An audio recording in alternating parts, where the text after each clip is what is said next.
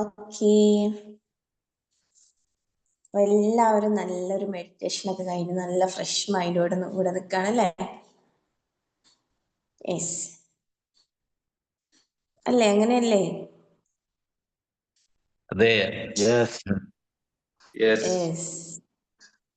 Okay, അപ്പം ഈ ഒരു പോസിറ്റീവായിട്ടുള്ള ഈ ഒരു മൈൻഡിലേക്ക് നമ്മുടെ ഗ്രോത്ത് മൈൻഡ് സെറ്റിനെ കുറിച്ചാണ് നമ്മുടെ അബ്ദുറഹ്മാൻ സാറ് ഇന്നത്തെ സെഷൻ എടുക്കുന്നത്. സോ നിങ്ങൾ എന്ത് ചെയ്യുക, എല്ലാവരും ഈ ഒരു സെഷന് വേണ്ടിയിട്ട് റെഡി ആവുക. നോട്ട്സ്, പെന്ന്, ഇതൊക്കെ നിങ്ങൾക്ക് വേണ്ട പോയിന്റ്സ് ഒക്കെ നോട്ട് ചെയ്യുക. അപ്പം ഇന്നത്തെ ഒരു ഗ്രോത്ത് മൈൻഡ് സെറ്റിനെ കുറിച്ച് ഡീറ്റെയിൽ ആയിട്ട് അറിയാൻ വേണ്ടിയിട്ട് നമുക്ക് സെഷനിലേക്ക് പോവാം. സോ ഈ ഒരു സെഷൻ സ്റ്റാർട്ട് ചെയ്യുന്നതിന് വേണ്ടി ഞാൻ അബ്ദുറഹ്മാൻ സാറെ ഇൻവൈറ്റ് ചെയ്യാണ്. Sir please welcome. Thank you, Mufida. Okay, thank you, Good morning, sir. all. Morning, sir. Good morning. Good morning. എന്തായാലും ഇന്നത്തെ സെഷന് ഗ്രോത്ത് മൈൻഡ് സെറ്റ് എന്നുള്ള സെഷൻ എടുക്കുക എന്ന് പറയുന്നത് തന്നെ ഏറ്റവും സന്തോഷമുള്ള കാര്യം. കാരണം ഈ 5:30 എന്നുള്ള ഈ സമയത്ത് ഇത്രയും ആളുകൾ എഴുന്നേറ്റ് കാരണം എന്തെങ്കിലും ഒരു വാല്യൂ അഡീഷൻ കിട്ടുക എന്നുള്ള ഉദ്ദേശത്തിലാണ് ഈ ഒരു ട്രെയിനിങ്ങിന് അറ്റൻഡ് ചെയ്യാൻ ഇരിക്കുന്നത്. അത് എല്ലാ ദിവസവും കണ്ടിന്യൂസ് ആയിട്ട് ഇരിക്കുന്ന ആളുകൾ, അത് തന്നെ ഒരു ഗ്രോത്ത് മൈൻഡ് സെറ്റിന്റെ എക്സാമ്പിൾ ആണ്. സ്റ്റാർട്ടിങ്ങിൽ നമുക്ക് പറയുകയാണെങ്കിൽ നമുക്ക് എന്തായാലും ഞാൻ എന്നെ ഒന്ന് പരിചയപ്പെടുത്താം.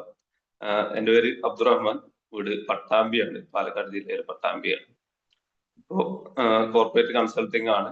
പട്ടാമ്പിയിൽ ഒരു കൺസൾട്ടിംഗ് ഓഫീസ് ഉണ്ട്, travel corporate advisers private limited പറയുന്ന സ്ഥാപനമാണ്. അതുപോലെ തന്നെ ഇപ്പോ JCIയുടെ സോൺ ട്രെയിനറായിട്ട് ക്വാളിഫൈ ചെയ്തിട്ടുള്ള, ഈ വർഷത്തിലാണ് ക്വാളിഫൈ ചെയ്തിട്ടുള്ളത്. നമുക്ക് എന്തായാലും ടോപ്പിക്കിലേക്ക് സ്റ്റാർട്ട് ചെയ്യാം. ടോപ്പിക് സ്റ്റാർട്ട് ചെയ്യുന്നതിന് മുന്നായിട്ട് നമുക്കൊരു ചെറിയൊരു ക്വിക്ക് ചലഞ്ച് നമുക്ക് ചെയ്യാം. Everyone, please type in the chat, try to touch your elbow to your chin. Please type in the chat, try to touch your elbow to your chin.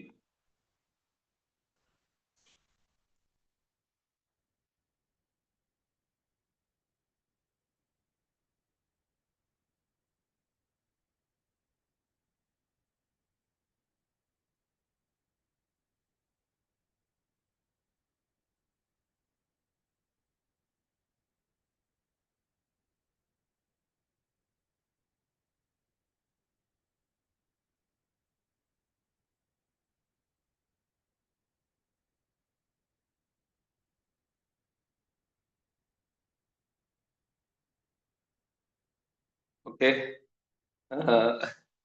ഇതില് ഇപ്പൊ എത്ര പേര് കൈമുട്ട് താടിയില് ടച്ച് ചെയ്യാൻ ശ്രമിച്ചു, അതോ ടൈപ്പ് ചെയ്യാൻ വേണ്ടിട്ട് ഓടിയത്?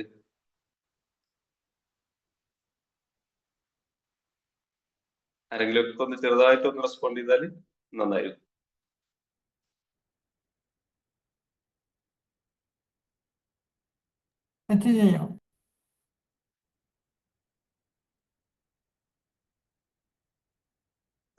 റസാഖ് സർ ടച്ച് ചെയ്തു.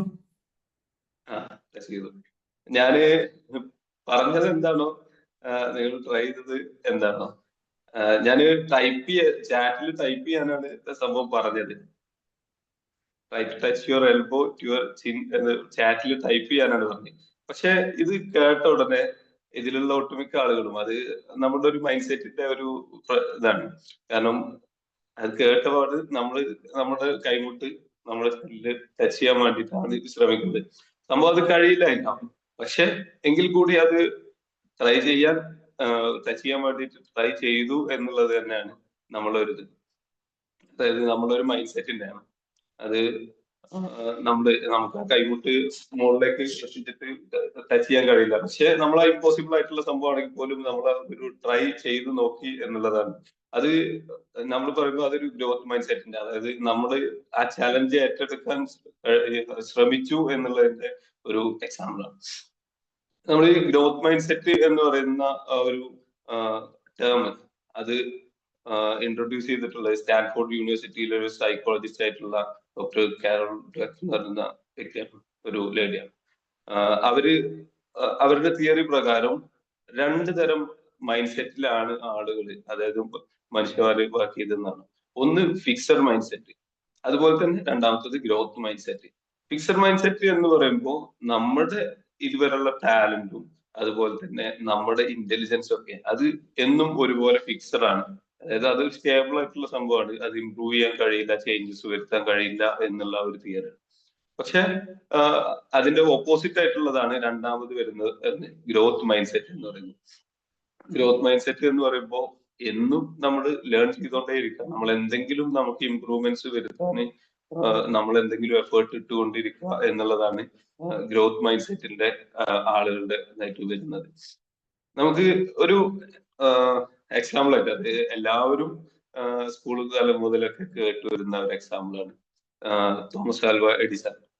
നമ്മുടെ തോമസ് ആൽവ എഡിസൺ നമുക്ക് ലൈറ്റ് ബൾബ് അത് കണ്ടുപിടിക്കുന്നുണ്ട്. നമുക്കൊക്കെ ഇപ്പൊ വീടുകളിലൊക്കെ ലൈറ്റ് ബൾബ് കാര്യങ്ങളൊക്കെ ഉണ്ട്.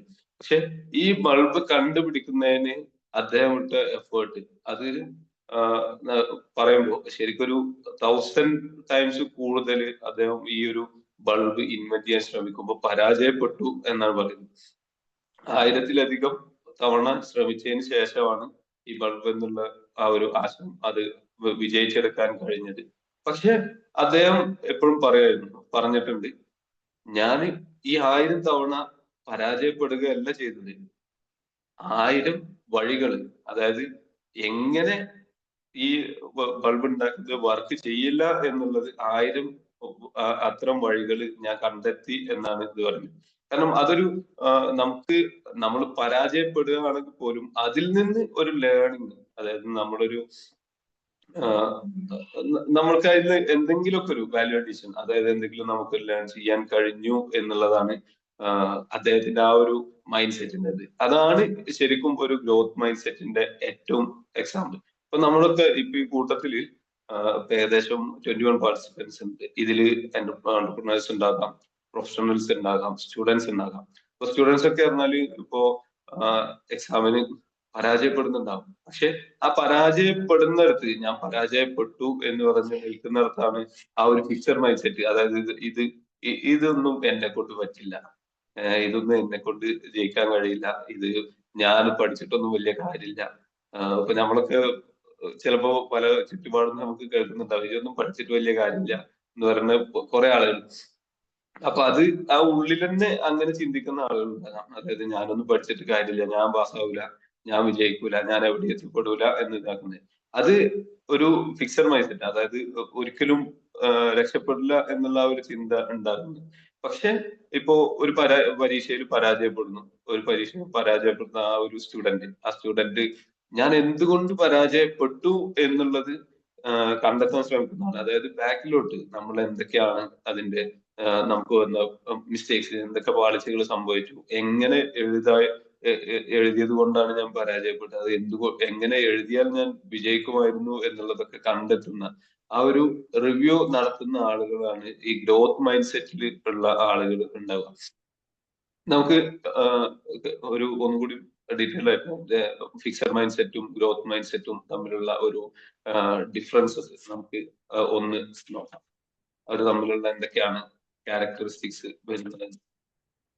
പോസിറ്റീവ് മൈൻഡ് സെറ്റിലുള്ള ആളുകൾ എപ്പോഴും ചലഞ്ചസിനെ ആക്സെപ്റ്റ് ചെയ്യുന്ന ആളുകളായിരിക്കും. അതായത് നമുക്ക് ഏതെങ്കിലും ചലഞ്ച്, നമ്മളോട് എന്തെങ്കിലും ചലഞ്ച് വന്നിട്ടുണ്ടെങ്കിൽ അതൊരു ഓപ്പർച്യൂണിറ്റി ആയിട്ട് എടുക്കുന്ന ആളുകളുണ്ട്. ഇപ്പൊ ഒരു നമ്മളെ കൊണ്ട് ടഫ് ആയിട്ടുള്ള ചലഞ്ച് ആണെങ്കിൽ പോലും അതിന് നമ്മൾ എങ്ങനെ സ്ട്രെച്ച് ചെയ്തിട്ട് നമുക്ക് അതൊരു ഓപ്പർച്യൂണിറ്റി ആക്കി മാറ്റാം എന്നുള്ളത് കണ്ടെത്തുന്ന ആളുകൾ. പക്ഷെ ഈ ഫിക്സഡ് മൈൻഡ് സെറ്റിലുള്ള ആളുകളാണെങ്കിൽ ഈ ഒരു ചലഞ്ച് തരുന്നത് നമുക്ക് ആ ഒരു ചലഞ്ച് വരുന്നത് അത് നമ്മളൊരു ത്രെട്ടായിട്ട്, അതായത് നമുക്ക് എതിരുള്ള ഒരു സംഭവമായിട്ട് എടുക്കുന്ന ആളുകളായിരിക്കും ഫിക്സഡ് മൈൻഡ് സെറ്റിലുള്ള ആളുകൾ. ഞാന് ഇപ്പോ ഇതില് അതായത് ഫിക്സഡ് മൈൻഡ് സെറ്റിനെ അപേക്ഷിച്ചിട്ട് ഗ്രോത്ത് മൈൻഡ് സെറ്റിലുള്ള ആളുകൾ എങ്ങനെയാണ് ഇതിനെപ്പറ്റി പറയാ എന്ന് വെച്ചാല്, ഇത് ഭയങ്കര ബുദ്ധിമുട്ടാണെന്നാണ് ഫിക്സഡ് മൈൻഡ് സെറ്റിലുള്ള ആളുകൾ പറയാ, ഒരു ചലഞ്ച് നമുക്ക് കിട്ടിയിട്ടുണ്ടെങ്കിൽ. പക്ഷെ ഗ്രോത്ത് മൈൻഡ് സെറ്റിലുള്ള ആളുകളാണെങ്കിൽ അത് ഈ ഒരു ചലഞ്ചിന് ഞാൻ ഏറ്റെടുക്കുന്നതിലൂടെ അല്ലെങ്കിൽ ഞാൻ അത് ചെയ്യുന്നതിലൂടെ എനിക്ക് എന്ത് അതിൽ നിന്ന് പഠിക്കാൻ കഴിയും, എന്ത് എനിക്ക് ലേൺ ചെയ്യാൻ കഴിയും, എന്തെങ്കിലും നേടിയെടുക്കാൻ കഴിയും എന്നുള്ള ചിന്തിക്കുന്ന ആളുകളായിരിക്കും ഗ്രോത്ത് മൈൻഡ് സെറ്റ്. ഇപ്പോ ഒരു ബിസിനസ്സിൽ നമുക്കൊരു പരാജയം സംഭവിക്കുകയാണ്, എന്തെങ്കിലും ഒരു പ്രൊഡക്റ്റിലോ അല്ലെങ്കിൽ എന്തെങ്കിലും പരാജയം സംഭവിക്കുകയാണെങ്കിൽ ഗ്രോത്ത് മൈൻഡ് സെറ്റിലുള്ള ആളുകളാണെങ്കിൽ അവരതിനെ ഇതിൽ എന്താണ് സ്ട്രാറ്റജി മിസ്റ്റേക്ക് സംഭവിച്ചത്, എന്താണ് സ്ട്രാറ്റജിക് ചേഞ്ചസ്, അതായത് ഒന്നല്ലെങ്കിൽ മാർക്കറ്റിംഗിലാകാം, ഇല്ലെങ്കിൽ ഓപ്പറേഷൻസിലാകാം, ഇതിൽ എവിടെയാണ് എനിക്ക് മിസ്റ്റേക്ക് പറ്റിയത്, ആ സ്ട്രാറ്റജിയിൽ എവിടെയാണ് ഫ്ലോപ്പ് വന്നത്, അത് കറക്റ്റ് ചെയ്തിട്ട് അടുത്ത ഇതിൽ അത് കറക്റ്റ് ചെയ്യുക എന്നുള്ള ചിന്തിക്കുന്ന ആളുകളായിരിക്കും ഗ്രോത്ത് മൈൻഡ് സെറ്റിലുള്ള ആളുകൾ. പിന്നെ അതുപോലെ തന്നെ നമുക്ക് ബുദ്ധിമുട്ടുകൾ ഉള്ള സംഭവങ്ങൾ ഉണ്ടാവും, അതായത് ഒബ്സ്റ്റാക്കിൾസ് എന്നൊക്കെ നമുക്ക് പറയാം. അതിൽ കൂടെ ഒക്കെ ഈ നമുക്ക് അത്രയും ബുദ്ധിമുട്ടുള്ള കാര്യങ്ങൾ വന്നാൽ പോലും നമ്മളതിൽ പരാജയപ്പെടാതെ അത് എങ്ങനെ മാറ്റിയെടുക്കാം, അതിൽ എങ്ങനെ രക്ഷപ്പെടാം എന്ന് ചിന്തിക്കുന്ന ആളുകളായിരിക്കും ഗ്രോത്ത് മൈൻഡ് സെറ്റ്. ഈ പറയുന്ന ഫിക്സഡ് മൈൻഡ് സെറ്റിലുള്ള ആളുകളാണെങ്കിൽ സ്വാഭാവികമായിട്ട് എന്തെങ്കിലും ഒരു ഭയങ്കര ബുദ്ധിമുട്ടുള്ള കാര്യങ്ങൾ വന്നിട്ടുണ്ടെങ്കിലും, എന്തെങ്കിലും പ്രശ്നങ്ങൾ വന്നിട്ടുണ്ടെങ്കിൽ അപ്പൊ അവരവിടെ, അതായത് നിൽക്കും, ഇത് അവസാനിച്ചു, ഇത് എന്നെ കൊണ്ട് ശരിയാവില്ല, ഇത് നമുക്ക് വെറും നഷ്ടമാണ്, ആ ഒരു രീതിയിൽ ചിന്തിക്കുന്ന ആളുകളായിരിക്കും ഫിക്സഡ് മൈൻഡ് സെറ്റിലുള്ള ആളുകൾ. ഇവര് ഇപ്പൊ ഗ്രോത്ത് മൈൻഡ് സെറ്റിലുള്ള ആളുകളാണെങ്കിൽ അവര് ആദ്യം തന്നെ അവർക്ക് അതിനെ പറ്റിയിട്ടൊരു ഇതുണ്ടാവും. അതായത് നമുക്ക് ഗ്രോത്ത് വരണമെന്നുണ്ടെങ്കിൽ ഒറ്റ രാത്രി കൊണ്ട് അല്ലെങ്കിൽ ഒറ്റ സുപ്രഭാതം കൊണ്ട് ഒരു ദിവസം കൊണ്ടോ നമുക്ക് നേടിയെടുക്കാൻ കഴിയുന്നില്ല. ഇതിന് കുറച്ച് സമയമെടുക്കും. അതുപോലെ തന്നെ നമുക്ക് അതിന് ക്ഷമ വേണം. നമുക്ക് സ്ഥിരതയാർന്ന പെർഫോമൻസ്, നമ്മൾ എന്തെങ്കിലും ചെയ്താലാണ് നമ്മൾ അതിലൊരു വിജയത്തിൽ എത്തൂ, ഇല്ലെങ്കിൽ നമുക്ക് എന്തെങ്കിലും ഗ്രോത്ത് ഉണ്ടാവൂ എന്ന് ചിന്തിക്കുന്ന ആളുകളായിരിക്കും. ഇപ്പോ ഒരു എക്സാമ്പിൾ ആയിട്ട് നമുക്ക് പറയുകയാണെങ്കിൽ, ഇപ്പോ സ്റ്റുഡൻസ് ഏതെങ്കിലും ഒരു കോഴ്സ് എടുത്തു, ആ കോഴ്സിൽ പരാജയപ്പെട്ടാൽ, ഇപ്പൊ നമ്മളൊക്കെ ഇവിടെ കുറെ ആളുകളെ നമ്മൾ കാണുന്നതാണ്. അതായത് ഏതെങ്കിലും ഒരു കോഴ്സിന് പോകും, ഇപ്പൊ ഒന്നും ഇതില്ലാതെ ചിലപ്പോൾ ചില ആളുകൾ എഞ്ചിനീയറിംഗിന് പോകും. എഞ്ചിനീയറിംഗിന് പോയിട്ട് അവിടുന്ന് കുറച്ച് സപ്ലൈ കിട്ടും. സപ്ലൈ കിട്ടിയാൽ ഞാൻ ഇതിനെ കൊണ്ട് പറ്റൂല, ഞാൻ നിർത്തി പോരാണെന്ന് പറഞ്ഞിട്ട് അത്രയും നാളത്തെ എഫേർട്ടും, അതായത് അത്രയും സമയം, ചിലപ്പോൾ 1 വർഷം 2 വർഷം കഴിഞ്ഞിട്ടായിരിക്കും ഇത് നിർത്തി പോരുന്നുണ്ടാകുക. ആ 2 വർഷത്തെ അവരുടെ സമയവും അതേപോലെ തന്നെ ഈ ക്യാഷ് ആയിട്ട് നമുക്ക് ഫിനാൻഷ്യലി ഉള്ള ഇൻവെസ്റ്റ്മെന്റും ബാക്കിയുള്ളവരുടെ പ്രയത്നങ്ങളും എല്ലാം അവസാനിപ്പിച്ചിട്ട് പോരുന്ന ആളുകളായിരിക്കും. അവരാണ് ഈ ഫിക്സഡ് മൈൻഡ് സെറ്റിലുള്ള ആളുകൾ. പക്ഷെ ഗ്രോത്ത് മൈൻഡ് സെറ്റിലുള്ള ആളുകളാണെങ്കിൽ ഇവര് എങ്ങനെ, അതായത് എനിക്ക് എവിടെയാണ് ഇതിൽ പ്രശ്നങ്ങൾ സംഭവിച്ചത്, എന്തുകൊണ്ട് ഇത്ര സപ്ലി കിട്ടി, അല്ലെങ്കിൽ എന്തുകൊണ്ട് ഞാൻ ഈ സബ്ജക്റ്റുകളിൽ പരാജയപ്പെട്ടു എന്ന് അനലൈസ് ചെയ്ത് അത് എടുത്ത്, അതായത് അനലൈസ് ചെയ്ത് കഴിഞ്ഞ് എവിടൊക്കെ എനിക്ക് ഇമ്പ്രൂവ് ചെയ്യാം, അത് ഒരു ദിവസം കൊണ്ട് ഇമ്പ്രൂവ് ചെയ്യാൻ കഴിയുന്നതായിരിക്കില്ല, ചിലപ്പോൾ ഒരു കുറച്ച് ടൈം എടുത്തിട്ട് ഇമ്പ്രൂവ് ചെയ്യാൻ കഴിയുന്ന ആ ഒരു രീതിയിൽ എടുക്കുന്ന ആളുകളായിരിക്കും എപ്പോഴും ഫിക്സഡ് ഗ്രോത്ത് മൈൻഡ് സെറ്റിലുള്ള ആളുകൾ. പിന്നെ ഈ ഒരു എഫേർട്ട് ഇടുന്നത് ഇപ്പോ എല്ലാരും കാണുന്നതാണ്, ഞാൻ ഇത്രയും എഫേർട്ട് ഇട്ടു എന്നിട്ട് എനിക്കതിൽ ഇത്രയും ഗ്രോത്ത് ഉണ്ടായില്ല എന്നുള്ളതാണ്. പക്ഷെ ഈ ഗ്രോത്ത് മൈൻഡ് സെറ്റിലുള്ള ആളുകൾ എപ്പോഴും ആ ഗ്രോത്ത് ആഗ്രഹിക്കുന്നത്, നമ്മൾ എത്രത്തോളം എഫേർട്ട് ഇടണോ അത്രത്തോളം നമുക്ക് ഗ്രോത്ത് ഉണ്ടാകും എന്ന് ചിന്തിക്കുന്ന ആളുകളായിരിക്കും ഈ ഗ്രോത്ത് മൈൻഡ് സെറ്റിലുള്ള ആളുകൾ. അത് തീർച്ചയായും നമുക്കൊക്കെ എന്നുള്ള ആളുകളാണ്. ഇപ്പൊ നമ്മള് ഈ രാവിലെ ഇത്രയും നേരത്തെ 5:30 മുതൽ നമ്മള് 5:30ക്ക് നമുക്ക് ഈ ഒരു സെഷൻ സ്റ്റാർട്ട് ചെയ്യണമെങ്കിൽ അതിന് മുന്നേ എപ്പോഴോ എണീറ്റ് അത്രയും സമയം, ഇപ്പൊ നമ്മളൊക്കെ അറിയുന്ന പല ആളുകളും നല്ല രീതിയിൽ സുഖമായി കിടന്നുറങ്ങിയ സമയത്ത്, പക്ഷെ ആ സമയത്ത് നമ്മൾ ഈ ഒരു സമയത്ത് ഇത്രയും നേരത്തെ എഴുന്നേറ്റ് ഒരു 5:30 മുതൽ മെഡിറ്റേഷൻ കഴിഞ്ഞ് അത് കഴിഞ്ഞ് ഒരു സെഷൻ ഇരിക്കുക എന്ന് പറയുമ്പോൾ തന്നെ നമ്മളാ ഒരു എഫേർട്ട് ഇടുന്നത്, എഫേർട്ട് ചിലപ്പോൾ ചെറുതായിരിക്കാം, പക്ഷെ ആ ചെറുതിന് പോലും എന്തെങ്കിലും ഒക്കെ ഒരു ഗ്രോത്ത്, വാല്യൂ അഡീഷൻ നമുക്ക് ഉണ്ടാവും എന്നുള്ള ചിന്തിച്ചിട്ടുള്ള ആളാണ്. ഇപ്പോ എല്ലാവരും സംഭവം പറയും, ഇപ്പൊ യേശുദാസ് കേരളത്തിലെ ഏറ്റവും വലിയൊരു ഗായകനാണ്. പക്ഷെ ഈ ഒരു ഗായകന് ഇപ്പൊ ഞാന് ഇപ്പോ യേശുദാസ് പറഞ്ഞാല് എത്രയോ നൂറുകണക്കിന് ആയിരക്കണക്കിന് പാട്ടുകൾ സിനിമകളിലായിട്ടും അല്ലാതെ ഏറ്റവും പീക്കിൽ എത്തിയിട്ടുണ്ടാണ്. എല്ലാ രീതിയിലും എല്ലാ അച്ചീവ്മെന്റ്സും എത്തിയിട്ടുണ്ട്. പക്ഷെ ഇപ്പോഴും എല്ലാ ദിവസവും പ്രാക്ടീസ് ചെയ്യുക എന്ന് പറയുന്നത് ഒരു പെർഫെക്റ്റ് ആ ഒരു ഇതില്, അതായത് ഇപ്പോ അദ്ദേഹത്തിനൊക്കെ പറഞ്ഞാൽ എത്രയോ വയസ്സുകൾ കഴിഞ്ഞു, 70 കഴിഞ്ഞു എന്നാണ് ഞാൻ മനസ്സിലാക്കുന്നത്. അപ്പൊ അദ്ദേഹം സ്റ്റാർട്ട് ചെയ്ത മുതൽ എല്ലാ ദിവസത്തെയും ഈ ഒരു പ്രാക്ടീസിന്റെ ഫലമായിട്ടാണ് അദ്ദേഹത്തിന് ഇങ്ങനെ ഇമ്പ്രൂവ്മെന്റ്സ്. ഞാനൊരു ഇത് കേട്ടിട്ടുണ്ട്, അതായത് അദ്ദേഹം ഇപ്പോ താമസിക്കുന്നത്, സ്ഥിരമായി താമസിക്കുന്ന US-ലാണ്. അദ്ദേഹം അവിടുന്ന് ഇവിടെ വന്ന് ഒരു മ്യൂസിക്, ഒരു പാട്ട് സിനിമക്ക് വേണ്ടിയിട്ട് റെക്കോർഡ് ചെയ്ത് പോയി. പക്ഷെ അദ്ദേഹം തിരിച്ചു പോയിട്ട് ഇതിന്റെ ഔട്ട്പുട്ട് വന്നപ്പോ അദ്ദേഹത്തിന് അത് പറ്റാത്തതുണ്ട്. അതായത് അദ്ദേഹം വീണ്ടും അത് ഇവിടെ വന്ന് റെക്കോർഡ് ചെയ്ത് പോകണമെന്നുണ്ടെങ്കിൽ അത്രയും എക്സ്പെൻസ് ആണ്. പക്ഷെ അദ്ദേഹത്തിന് അതിനൊരു പെർഫെക്ഷൻ വേണം എന്നുള്ളത് കൊണ്ട് മാത്രം അദ്ദേഹം സ്വന്തം ചെലവില് വീണ്ടും എല്ലാ എക്സ്പെൻസും എടുത്ത് ഇവിടെ വന്ന് അത് വീണ്ടും റീ റെക്കോർഡ് ചെയ്ത് പോകുന്ന കാര്യമുണ്ടായി. അതായത് ഇതിലൊക്കെ നമുക്കൊരു അത്രയും എഫേർട്ട് നമ്മൾ ആ ഒരു ചെയ്യുന്ന കാര്യത്തിനോടുള്ള കമ്മിറ്റ്മെന്റും അതുപോലെ തന്നെ നമുക്ക് അതിനൊരു ഇമ്പ്രൂവ്മെന്റ് അല്ലെങ്കിൽ ഒരു ഗ്രോത്ത് അതിനാ ഒരു റിസൾട്ടിൽ കാണിക്കണം എന്നുള്ളതാണ്. അപ്പോ ആ ഒരു രീതിയിൽ നമ്മൾ എപ്പോഴും എഫേർട്ട് ഇടുന്നത് നമ്മൾ എപ്പോഴും അതിനുള്ള ഒരു ആ ഒരു റിസൾട്ട് ഉണ്ടാക്കാൻ, ആ ഒരു ഗ്രോത്ത് ഉണ്ടാക്കുക എന്നുള്ളതുകൊണ്ടാണ് എല്ലാ ദിവസവും ആ ഒരു പ്രാക്ടീസ് ചെയ്തുകൊണ്ടേ ഇരിക്കുക എന്ന് പറയുന്നത് തന്നെ. ഇപ്പോ അദ്ദേഹത്തെ പറഞ്ഞാൽ വേണമെന്നുണ്ടെങ്കിൽ ഒരു റിട്ടയർമെന്റ് എടുത്ത് റെസ്റ്റ്, അങ്ങനെ ഒരു ലൈഫ് വേണമെങ്കിൽ എൻജോയ് ചെയ്യാൻ അത്രയും ബാക്കപ്പ് എല്ലാ കാര്യങ്ങളും ഉണ്ടാകും. പക്ഷെ എങ്കിൽ കൂടി അത് ചെയ്യുന്നത് പറഞ്ഞാൽ ഈ ഒരു ഗ്രോത്ത്, ആ ഒരു എന്നും, അതായത് നമ്മൾ എപ്പോഴും പഠിച്ചുകൊണ്ടേ ഇരിക്കണം, ഇല്ലെങ്കിൽ എപ്പോഴും ഇമ്പ്രൂവ്മെന്റ് ചെയ്യണം എന്നുള്ള ആ ഒരു ഉദ്ദേശം ഉണ്ടാകും. പിന്നെ ഈ ആളുകളെ അതേപോലെ തന്നെ ഉള്ളതാണ് നമുക്ക് നമ്മളൊക്കെ എന്തെങ്കിലുമൊക്കെ സംഭവം ചെയ്യുമ്പോൾ അതിനെ ക്രിട്ടിസൈസ് ചെയ്യാനൊക്കെ കുറെ ആളുകളുണ്ടാവും. പക്ഷെ അതുപോലെ തന്നെ ഫീഡ്ബാക്ക് തരാനും ആളുകളുണ്ടാവും. പക്ഷെ നമ്മളൊക്കെ പറഞ്ഞാല് ഇപ്പൊ ഈ ഫിക്സഡ് മൈൻഡ് സെറ്റിലുള്ള ആളുകളാണെങ്കിൽ അവർക്ക് നമ്മളൊരു ഫീഡ്ബാക്ക് കൊടുക്കണം. അവരെന്തെങ്കിലും ഒരു ചെയ്ത കാര്യത്തിനെ കുറിച്ചിട്ട് നമ്മളൊരു ഫീഡ്ബാക്ക് കൊടുക്കുമ്പോൾ, അവർ കൊടുക്കുന്ന സമയത്ത് അവർക്ക് ഉണ്ടാകുക എന്ന് പറയുന്നത് ഇവര് നമ്മളെ കുറ്റം പറയാണ്, എന്നെ ക്രിട്ടിസൈസ് ചെയ്യാണ്, അവർക്ക് എന്നെ പറ്റിയിട്ടില്ല, ആ ഒരു രീതിയിലുള്ള ചിന്താഗതി ആയിരിക്കും ഈ ഫിക്സഡ് മൈൻഡ് സെറ്റിലുള്ള ആളുകൾ. പക്ഷെ ഈ ഗ്രോത്ത് മൈൻഡ് സെറ്റിലുള്ള ആളുകളാണെങ്കിൽ അവരുടെ എപ്പോഴും ഫീഡ്ബാക്ക് എടുക്കാൻ എപ്പോഴും നല്ല താല്പര്യമുള്ള ആളുകളായിരിക്കും. കാരണം ആ ഒരു ഫീഡ്ബാക്ക് കിട്ടിയാലാണ് നമുക്ക് അതില് നമ്മളെ അടുത്ത് എന്താണ്, അതായത് നമ്മുടെ മിസ്റ്റേക്ക്, ആ ഒരു വ്യക്തിക്ക് ഉണ്ടാകുന്ന മിസ്റ്റേക്ക് എന്താണെന്ന് ചിലപ്പോൾ സ്വയം മനസ്സിലായിക്കൊള്ളുന്നില്ല.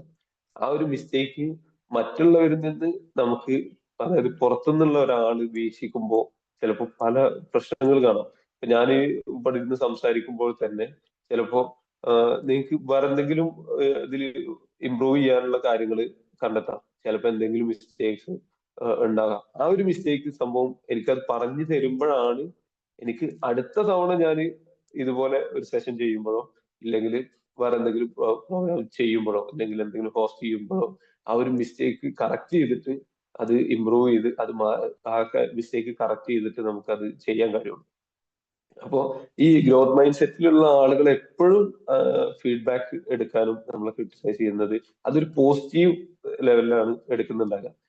അവരാളുകൾ ഇപ്പോ എന്നോടൊരു ഫീഡ്ബാക്ക് പറയുകയാണെന്നുണ്ടെങ്കിൽ ഞാനത് വളരെ കാമായിട്ട് ഇരുന്ന് കേൾക്കും. എന്നിട്ട് അതിൽ എന്തെങ്കിലും ഡൗട്ട്സ് ഉണ്ടെങ്കിൽ സംഭവം ചോദിക്കും. അത് എങ്ങനെയാണ് ചേഞ്ച് ചെയ്യേണ്ടത്, ഇല്ലെങ്കിൽ അങ്ങനെ ആക്കിയാൽ ഇങ്ങനെ ശരിയാവുമോ, ഈ കാര്യങ്ങൾ ചെയ്യും. എന്നിട്ട് ആ ഒരു ലേണിംഗ് അത് എന്താണെന്ന് കൃത്യമായിട്ട് മനസ്സിലാക്കിയിട്ട് അത് എന്റെ അടുത്തതിൽ ഞാൻ കറക്റ്റ് ചെയ്യാൻ ശ്രമിക്കുന്നുണ്ട്. അത് അഡാപ്റ്റ് ചെയ്യും. അതാണ് ഇത് ചെയ്യുക.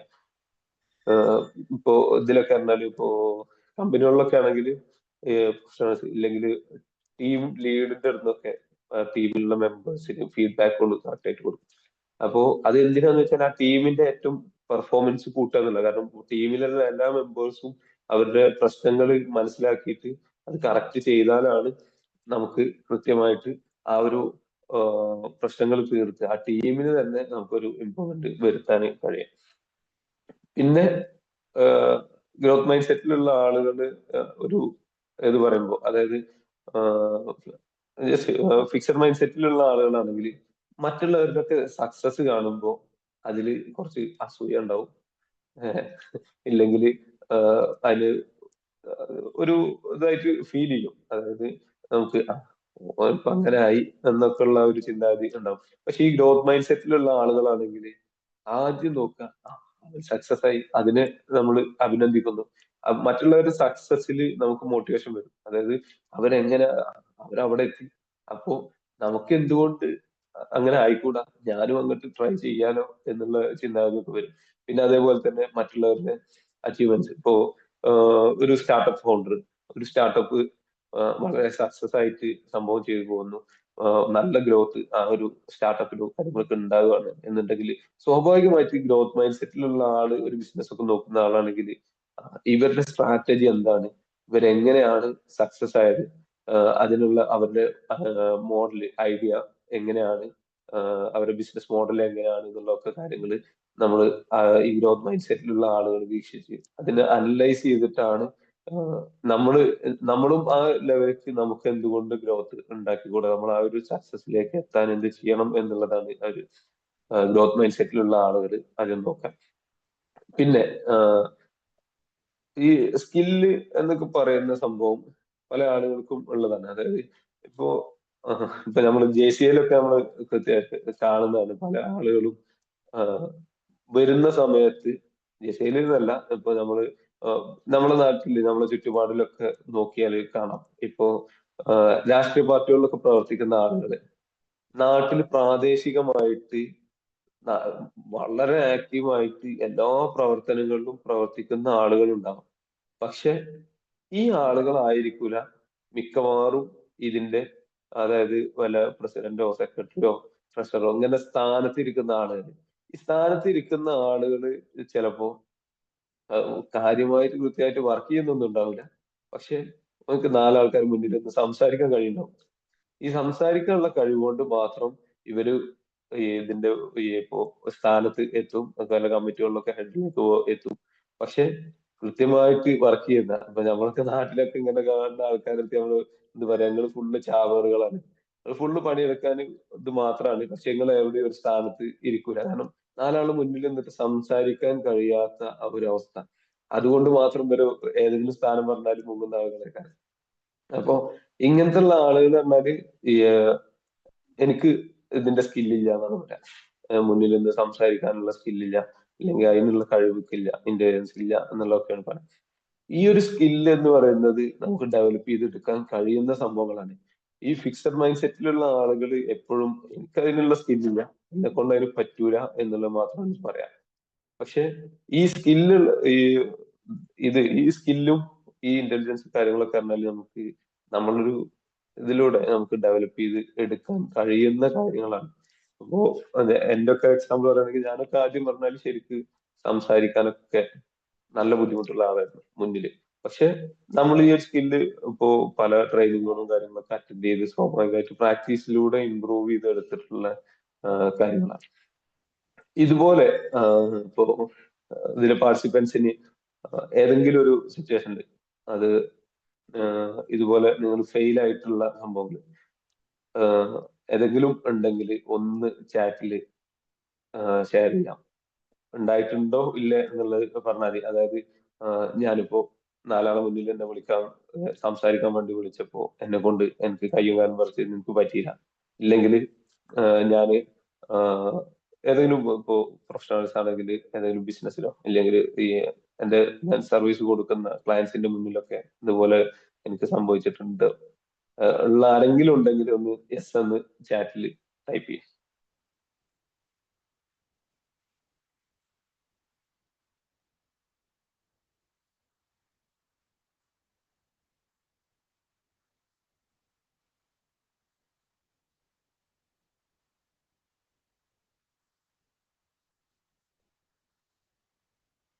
യെസ്, ശ്രീകൃഷ്ണ മാഡം ഉണ്ടായിട്ടുണ്ട് എന്ന് പറയുന്നുണ്ട്. കുറെ ആളുകൾക്ക് പാർട്ടിസിപ്പൻസിന് എല്ലാവർക്കും ഉണ്ടായിട്ടുണ്ട് എന്ന് പറയുന്നുണ്ട്. പക്ഷെ ഇത് നമുക്ക് പലപ്പോഴും ഉണ്ടായിട്ടുണ്ടാകാം. പക്ഷെ ഇതൊക്കെ നമുക്ക് മാറ്റിയെടുക്കാൻ കഴിയുന്ന സംഭവങ്ങളാണ്. നമുക്ക് സ്കില്ല് എന്നൊക്കെ പറയുന്നത് പറഞ്ഞാൽ നമുക്ക് വേണം എന്ന് കരുതിയാണ് നമുക്ക് ഓരോ ദിവസവും നമ്മൾ എന്തെങ്കിലും ട്രെയിനിങ്ങോണോ അല്ലെങ്കിൽ കാര്യങ്ങളൊക്കെ അറ്റൻഡ് ചെയ്താൽ ഇല്ലെങ്കിൽ പ്രാക്ടീസ് ചെയ്താൽ ഇപ്പൊ പബ്ലിക് സ്പീക്കിംഗ് ഒക്കെ എന്ന് പറഞ്ഞാൽ നമുക്ക് ഈസി ആയിട്ട് റൂമിൽ അടച്ചിരുന്നിട്ട് കണ്ണാടിയുടെ മുന്നിൽ നിന്നിട്ട് നമുക്ക് പറയാം. ഞാനൊക്കെ ചെയ്തിരുന്ന കാര്യം പറഞ്ഞാല് ഞാൻ ഡ്രൈവ് ചെയ്ത് പോകുകയാണെന്നുണ്ടെങ്കിൽ കാറിലിരുന്ന് വൻ പ്രസംഗങ്ങൾ നടത്തും, വേറെ ആരും കേൾക്കില്ലല്ലോ. ആ രീതിയിലൊക്കെ നമുക്ക് ചെയ്ത് ഇതാക്കാൻ പറ്റുന്ന. അപ്പൊ ഈ ഗ്രോത്ത് മൈൻഡ് സെറ്റിലുള്ള ആളുകൾ എന്ന് പറയുമ്പോൾ നമുക്ക് ഈ സ്കില്ലും ഇന്റലിജൻസും ഒക്കെ നമുക്ക് ഈസി ആയിട്ട് ഡെവലപ്പ് ചെയ്തെടുക്കാം. അതായത് എന്നും ഒരുപോലെ ആയിരിക്കില്ല, നമ്മൾ ട്രൈ ചെയ്തിട്ടുണ്ടെങ്കിൽ നമുക്ക് ഈസി ആയിട്ട് ഡെവലപ്പ് ചെയ്തെടുക്കാം എന്നുള്ളതാണ്. അതായത് നമ്മൾ പറയാറുണ്ടല്ലോ, ഇപ്പൊ നമ്മൾ പറയുകയാണെന്നുണ്ടെങ്കിൽ I am not good at this എന്ന് നമുക്ക് പറയാം. അത് ഫിക്സഡ് മൈൻഡ് സെറ്റിലുള്ള ആളുകളായിരിക്കും. ഞാൻ ഇതിൽ അത്ര നല്ല ഇതല്ല എന്ന് പറയാം. പക്ഷെ ഗ്രോത്ത് മൈൻഡ് സെറ്റിലുള്ള ആളുകളാണെന്നുണ്ടെങ്കിൽ അത് നേരെ ഇത് പറയാനാണ് I am not good at this yet എന്ന് നമുക്ക് പറയാം. ആ ഒരു യെറ്റ് ഉണ്ടല്ലോ, ഇതുവരെ ഇന്ന് വരെ അത്ര നല്ല ഇതല്ല, ഗുഡല്ല. പക്ഷെ നാളേക്ക് എനിക്കത് മാറ്റാം, ഇമ്പ്രൂവ് ചെയ്യാം എന്ന് ചിന്തിക്കുന്ന ആളുകളായിരിക്കും ഈ രീതിയിൽ ഉണ്ടാകാം. പിന്നെ ഫിക്സഡ് മൈൻഡ് സെറ്റിലുള്ള ആളുകളാണെങ്കിൽ ഇതിന്റെ ഈ ഗ്രോത്ത് സംഭവങ്ങളൊക്കെ എന്ന് പറയുന്നത് എനിക്ക് അതിന്റെ ഭാഗ്യമില്ല, ഞാൻ എവിടെ എത്താത്തത് എനിക്ക് ഭാഗ്യമില്ലാത്തതുകൊണ്ടാണ്, അല്ലെങ്കിൽ എന്റെ സാഹചര്യം കൊണ്ടാണ്, എന്റെ ടീച്ചേഴ്സ് അങ്ങനെ ആയില്ല, എന്നെ അങ്ങനെ പഠിപ്പിച്ചില്ല എന്നൊക്കെ ബാക്കിയുള്ളവർ പറയും.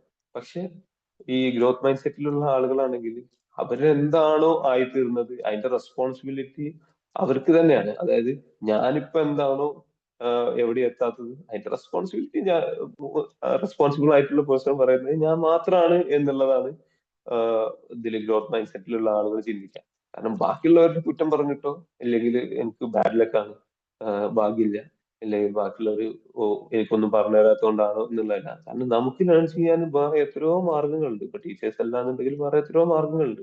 അപ്പോ അത് നമ്മൾ കണ്ടെത്തിയിട്ട് ചെയ്യുക എന്നുള്ളതാണ്. അത് ഗ്രോത്ത് മൈൻഡ് സെറ്റിലുള്ള ആളുകളാണ് ഇത് ചെയ്തുകൊണ്ടിരിക്കുക എപ്പോഴും. പിന്നെ ഗ്രോത്ത് മൈൻഡ് സെറ്റിലുള്ള ആളുകൾ പറഞ്ഞാൽ പോസിറ്റീവ് ആയിരിക്കും. എപ്പോഴും നമ്മൾ പോസിറ്റീവ് ആയിട്ടുള്ള മൈൻഡ് സെറ്റ് ആയിരിക്കും ആറ്റിറ്റ്യൂഡ് ഉണ്ടാവുക. പരാജയങ്ങൾ ഒന്നും കാണുമ്പോൾ പരാജയപ്പെട്ടാൽ പോലും അത് അത് അതിന്നൊരു പോസിറ്റിവിറ്റി ഉണ്ടാക്കാം. അപ്പൊ നമുക്ക് ഒരു എക്സാമ്പിൾ പറയുകയാണെങ്കിൽ ഒന്ന് റിതേഷ് അഗർവാൾ എന്ന് കേട്ടിട്ടുണ്ടോ ആരെങ്കിലും? ആർക്കെങ്കിലും റിതേഷ് അഗർവാളിനെ അറിയുന്നവരുണ്ടോ?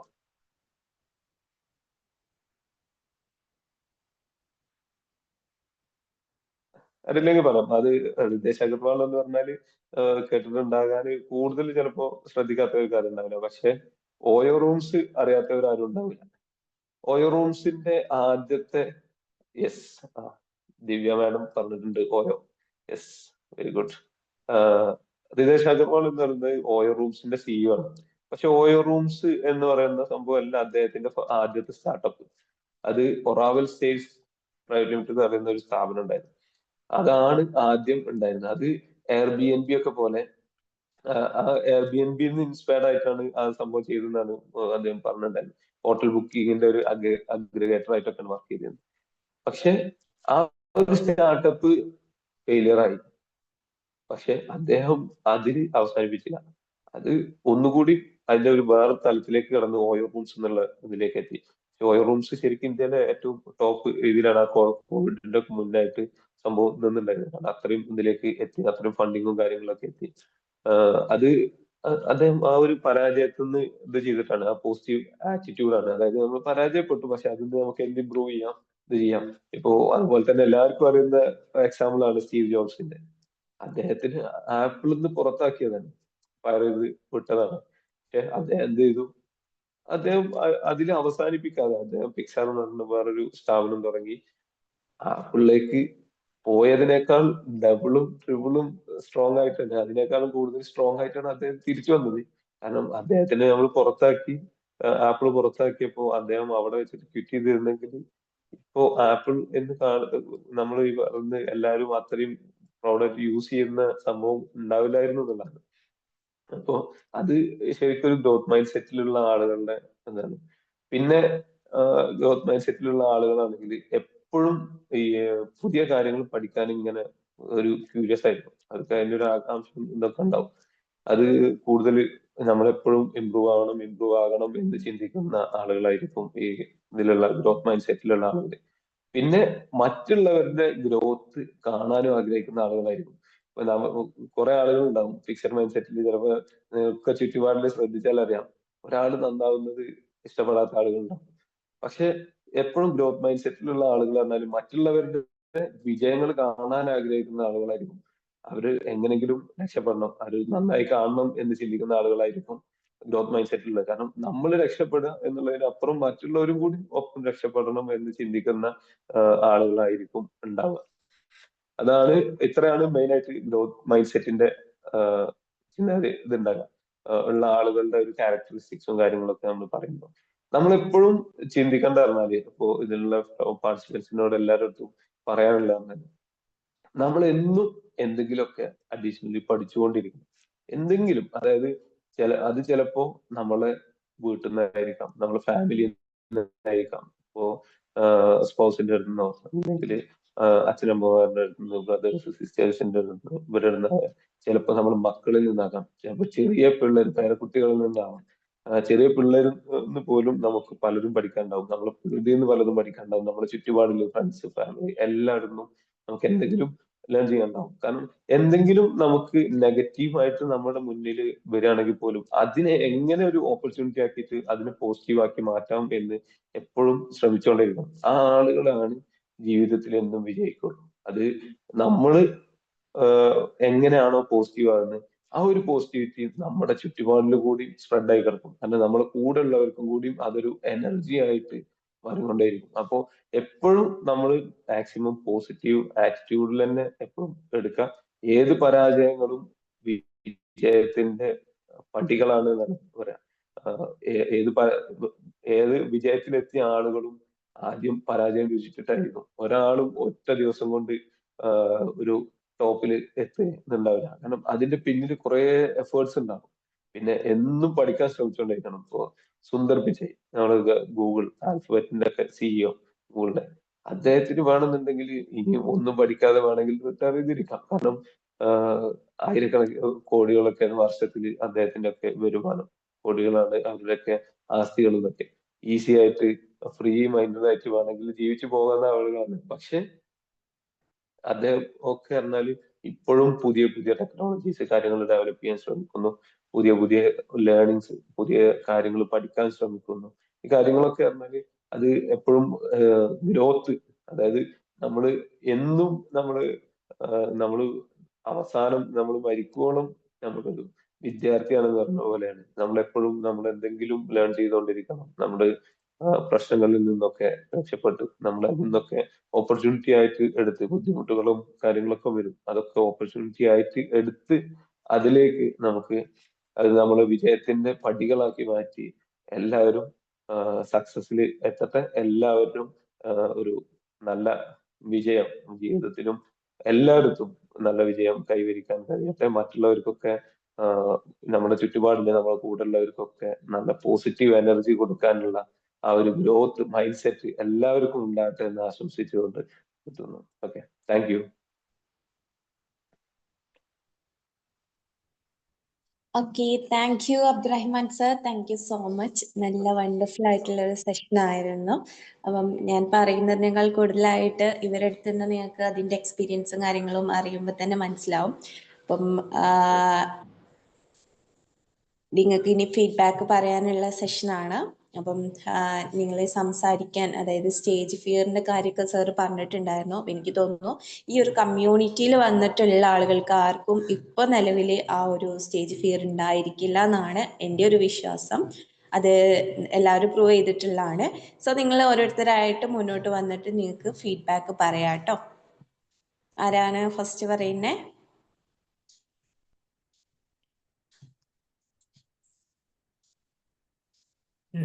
ഇല്ലാത്ത ആള് പറയും.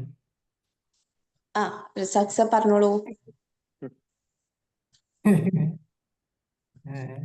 എന്തായാലും സാർ നല്ലൊരു ടോപ്പിക്കായിരുന്നു. രണ്ട് മൈൻഡ് സെറ്റിനെ കുറിച്ച്. മനുഷ്യ മനസ്സ് പഠിച്ചാലും പഠിച്ചാലും തീരാത്തൊരു വിഷയമാണ്. എന്നാലും നമ്മുടെയൊക്കെ ചിന്തിക്കുന്ന ചിന്താഗതിയെ കുറിച്ചാണ് ഇന്നത്തെ ക്ലാസ്. വളരെ നന്നായിരുന്നു. അതുപോലെ തന്നെ ആ ഒരു പ്രസന്റേഷൻ അതിലേറെ ഉഷാറായിരുന്നു. Thank you. Thank you sir. Thank you Razak sir, thank you so much. Okay, പെട്ടെന്ന് വന്നിട്ട് പറയണേ. അടുത്താരാ? ഞാൻ പേര് വിളിക്കണോ? എല്ലാരും പറയാനുണ്ടാവുന്നതൊക്കെ പെട്ടെന്ന് നിർത്തി. ഹാ, ശ്രീഷ്ണ മാം പറഞ്ഞോളൂ. ഹായ് സാർ, നല്ലൊരു സെഷൻ ആയിരുന്നു. മറ്റേ ബി മാജിക് ഗ്രൂപ്പില് growth mind set, fixed mind set ഇതിനു മുന്നേ ഒരുപാട് സെഷനിൽ കേട്ടിട്ടുണ്ട്. അപ്പൊ അന്ന് അത് സൈഫ് സാർ ആയിരുന്നു തോന്നുന്നു ആ സെഷൻ എടുത്തത്. ഞാൻ കറക്റ്റായിട്ട് ഓർക്കുന്നില്ല. പക്ഷെ അന്ന് ഞാനൊരു വേർഡ് നോട്ട് ചെയ്ത് വെച്ചിട്ടുണ്ടായിരുന്നു, make your problems to opportunities എന്ന് പറഞ്ഞിട്ട്. ആ ഒരു വേർഡ് അങ്ങനെ നമ്മൾ ബുക്കിൽ എഴുതി വെച്ചത് കൊണ്ട് തന്നെ പിന്നെ എനിക്ക് എന്ത് പ്രശ്നം വന്നാലും ഞാൻ പെട്ടെന്ന് അത് ഓർക്കുമായിരുന്നു. ഇതെനിക്ക് എന്തോ ഒരു ഓപ്പർച്യൂണിറ്റി കൊണ്ടുവന്ന് തരാനായിട്ടുള്ളതാ, അപ്പൊ അത് ഞാൻ വലിയ മൈൻഡ് ചെയ്യണ്ട. അല്ലെങ്കിൽ നമ്മൾ അതിനെപ്പറ്റി ഓർത്ത് ഭയങ്കരമായിട്ട് വെറീഡ് ആവുന്ന ഒരു സ്വഭാവമായിരുന്നു എൻ്റെത്. എനിക്ക് മാത്രം എന്താ ഇങ്ങനെ, അങ്ങനെയൊക്കെ ചിന്തിക്കുന്നതിൽ നിന്ന് മാറി നമ്മൾ എന്തോ ഒന്ന് നല്ലത് വരാൻ വേണ്ടിയിട്ടാണ്. അപ്പൊ അതിൽ നമ്മൾ കൂടുതൽ അങ്ങനെ ഫോക്കസ് കൊടുക്കാറില്ല. അപ്പൊ അതിന്റെ വർക്ക് റിലേറ്റഡ് ആയിട്ടുള്ള കാര്യങ്ങൾ എനിക്ക് ഒത്തിരി മാറ്റങ്ങൾ അങ്ങനെ കൊണ്ടുവരാൻ പറ്റിയിട്ടുണ്ട്. ഇഷ്യൂസോ അല്ലെങ്കിൽ വലിയൊരു ചലഞ്ച് എന്തെങ്കിലും വന്നു കഴിഞ്ഞാൽ ഇതിൽ നിന്ന് എനിക്ക് എന്തോ പഠിക്കാനുണ്ടെന്നുള്ള രീതിയിൽ ഞാൻ വീണ്ടും അതിൽ തന്നെ ആ ഒരു വർക്ക് കൂടുതൽ നന്നാക്കാൻ ശ്രമിക്കും. അങ്ങനെ കൂടുതൽ നന്നാക്കിയപ്പോൾ എനിക്ക് കൂടുതൽ വിസിബിലിറ്റി കിട്ടി. അതിൻ്റെ കൂടുതൽ പ്രൊമോഷൻ, മറ്റ് കരിയർ ഗ്രോത്തിലേക്കുള്ള സാധ്യതകൾ എനിക്ക് കൂടുതൽ ഓപ്പൺ ആക്കി തന്നു. അപ്പോൾ സാർ ആ ഒരു വേർഡ് പറഞ്ഞപ്പോൾ എനിക്ക് അതാണ് ഓർമ്മ വന്നത്. ഈ ക്ലാസ് എനിക്ക് തോന്നുന്നു 2 വർഷം മുന്നേ എങ്ങാണ്ട് സൈഫു സാർ തന്നതാന്ന് തോന്നുന്നു. പക്ഷെ ആ ഒരു വേർഡ് ഭയങ്കരമായിട്ട് സ്ട്രൈക്ക് ചെയ്തിരുന്നു. Thank you sir. Okay, thank you. Thank you Shreeshna ma'am, thank you so much. Divya ma'am. Thank you sir, നല്ലൊരു ക്ലാസ് ആയിരുന്നു. പറഞ്ഞതുപോലെ തന്നെ നമ്മളുടെ ഗ്രോത്ത് മൈൻഡ് സെറ്റിനെ നമ്മൾ ഇംപ്രൂവ് ചെയ്ത് കൊണ്ടുവരാൻ ശ്രമിക്കുക എന്നുള്ളതാണ് ക്ലാസ്സിൽ നിന്ന് മനസ്സിലായത്. എപ്പോഴും നമ്മൾ പ്രോബ്ലംസിനെ പ്രോബ്ലംസ് ആയിട്ട് കാണാതെ അത് ചലഞ്ചസ് ആയിട്ട് ഏറ്റെടുത്തുകൊണ്ട് മുന്നോട്ട് പോയാൽ മാത്രമാണ് നമ്മുടെ ലൈഫിൽ നമുക്ക് വിജയിക്കാൻ കഴിയുള്ളൂ എന്നുള്ളതാണ് ഈ ക്ലാസ്സിൽ നിന്ന് നമുക്ക് മനസ്സിലായത്. താങ്ക് യു സർ, നല്ലൊരു പ്രസന്റേഷൻ. ഒപ്പം നല്ലൊരു ഇത് നമുക്ക് തന്നെ നമ്മളെ തിരിച്ചറിയാൻ കഴിയുന്ന നിമിഷങ്ങളാണ്. നമ്മൾ ഏത് എന്താ പറയാ സെക്ഷനിലാണ് പെടുന്നത്, നമുക്കിനി എന്തൊക്കെ മാറ്റങ്ങൾ വരുത്താൻ പറ്റും. അതുപോലെ ഫിക്സഡ് മൈൻഡ് സെറ്റ് എന്ന് പറയുമ്പോൾ നമ്മളിങ്ങനെ പുതുതായിട്ടൊന്നും ചിന്തിക്കുന്നില്ല. പക്ഷെ നമുക്ക് എന്ന് നമ്മൾ പുതുതായിട്ട് ചിന്തിക്കാൻ തുടങ്ങുന്നു അവിടെ മുതലാണ് നമ്മൾ ജീവിച്ചു തുടങ്ങുന്നത് എന്ന് പറയുന്നത് പോലെ നല്ലൊരു തിരിച്ചറിവ് തരുന്ന ക്ലാസ് ആയിരുന്നു. Thank you sir, thank you so much. Thank you. Thank you Divya ma'am, thank you so much. Mani sir. Good morning sir, നല്ലൊരു പ്രസന്റേഷൻ ആയിരുന്നു, നല്ലൊരു സബ്ജക്റ്റും. അപ്പൊ നമ്മൾ എപ്പോഴും ഒരു പോസിറ്റീവ് മൈൻഡ് സെറ്റിലേക്ക് പോവാന്നുള്ളതാണ്. അപ്പം ഡെയിലി നമ്മൾ എന്തെങ്കിലുമൊക്കെ കാര്യങ്ങൾ പഠിച്ചുകൊണ്ടിരിക്കുക, മറ്റുള്ളവരിൽ നിന്ന് എന്തെങ്കിലും നല്ല കാര്യങ്ങളുണ്ട് മനസ്സിലാക്കുക. അപ്പോൾ എപ്പോഴും ഒരു ചാലഞ്ചസ് നമ്മൾ ഏറ്റെടുക്കാനുള്ള ഒരു മനസ്ഥിതി ഉണ്ടാകുക എന്നുള്ളതാണ്.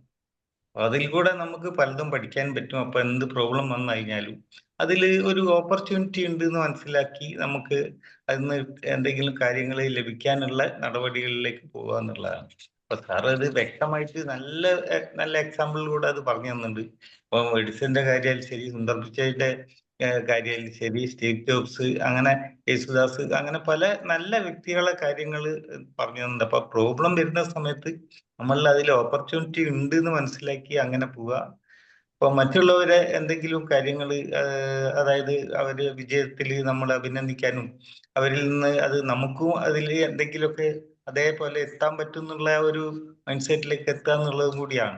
അപ്പൊ ഇത്തരം നല്ല നല്ല കാര്യങ്ങൾ എന്ന് സാർ പറഞ്ഞു തന്നുണ്ട്. അപ്പം നമ്മൾ ഒരു ഗ്രോത്ത് മൈൻഡ് സെറ്റിലേക്ക് നമ്മൾ സാധാരണ എത്തുന്നുണ്ട്. പക്ഷെ കുറച്ചും കൂടി ബെറ്റർ ആയിട്ട് പോകാനുള്ള ഒരു നല്ലൊരു ക്ലാസ് ആയിരുന്നു അത്. Thank you very much sir. Thank you sir. Thank you Mani sir, thank you so much. Jessy ma'am. Magic morning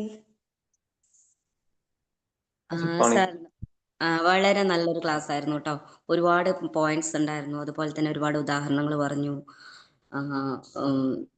ഞാൻ തന്നെ എന്താ നമുക്ക് എന്തെങ്കിലും ഒരു കാര്യം പറയാൻ വേണ്ടിയിട്ട് ഭയങ്കര ബുദ്ധിമുട്ടായിരുന്നു ആദ്യമൊക്കെ ക്ലാസ് കഴിഞ്ഞ് ഞാൻ ലീവ് ചെയ്ത് പോകുന്ന ആളായിരുന്നു. ഇപ്പൊ അങ്ങനെയല്ല, എന്തെങ്കിലും ഒന്ന് പറയാൻ പറ്റുന്ന രീതിയിലേക്ക് മാറിയിട്ടുണ്ട്. Okay sir, thank you so much. Okay, thank you. Thank you Jessy ma'am, thank you so much. Leaders ഒന്ന് ശ്രദ്ധിക്കണം, നമ്മുടെ ടീം മെമ്പേഴ്സ് സെഷൻ കഴിഞ്ഞ ഉടനെ തന്നെ ലീവ് ചെയ്യുന്നുണ്ട്. ഫീഡ്ബാക്ക് സെഷൻ കൂടെ കഴിഞ്ഞിട്ട് ലീവ് ചെയ്യാൻ പറയാം അവരുടെ അടുത്ത്. അപ്പൊ ഒന്ന് നോട്ട് ചെയ്യണേ അത് ആരാണെന്നുള്ളത്. ഓക്കെ, അപ്പം ഇനി ആരെങ്കിലും ബീന മാം അല്ലെങ്കിൽ ഷീജ മാം ഫീഡ്ബാക്ക് പറയുന്നുണ്ടായിരുന്നോ?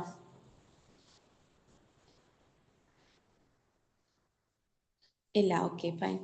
ഓക്കെ, എന്നാൽ നമുക്ക് വൈൻഡപ്പ് ചെയ്യാലോ അല്ലേ സർ? Okay, Abdurahman sir. എന്തായാലും ഈ സെഷൻ തന്നതില് എല്ലാവരോടും ഈ രാവിലെ തന്നെ ഇങ്ങനെ വന്നിട്ട് ഈ ഒരു സെഷൻ അറ്റൻഡ് ചെയ്യുക എന്ന് പറയുന്നത് തന്നെ വളരെ വലിയ കാര്യമാണ്. ഇതുപോലെ ഈ ഒരു സെഷന് സംബന്ധിക്കുന്ന ടീമിനും. കാരണം ഇതൊക്കെ നമുക്ക് ഓപ്പർച്യൂണിറ്റി ഉണ്ടാക്കി തരിക എന്ന് പറയുന്നത് അത് ഒരു പ്രത്യേക മൈൻഡ് സെറ്റ് ആണ് ശരിക്ക്. കാരണം നമ്മൾ ഇമ്പ്രൂവ് ചെയ്യുന്നതിന്റെ കൂടെ ബാക്കിയുള്ളവർക്കും കൂടി എന്തെങ്കിലും ഓപ്പർച്യൂണിറ്റീസ് സംഭവം കൊടുക്കുക എന്ന് പറയുന്നത്, ഇപ്പോ എനിക്ക് അവസരം തന്നതാണെങ്കിലും അതുപോലെ നിങ്ങൾക്ക് ഇതുപോലെ സെഷൻ അറ്റൻഡ് ചെയ്യാൻ അവസരങ്ങൾ ഉണ്ടാക്കി തരുന്നതാണെങ്കിലും അത് വളരെ വലിയ കാര്യമാണ്. എന്തായാലും thank you for this opportunity. Thank you all. Okay, thank you Abdurrahman sir. Thank you team. Thank you so much. Have a nice day. Bye all. Okay. Nice day. Thank you. Thank you, sir. Thank you all. Thank you, sir. Thank you all.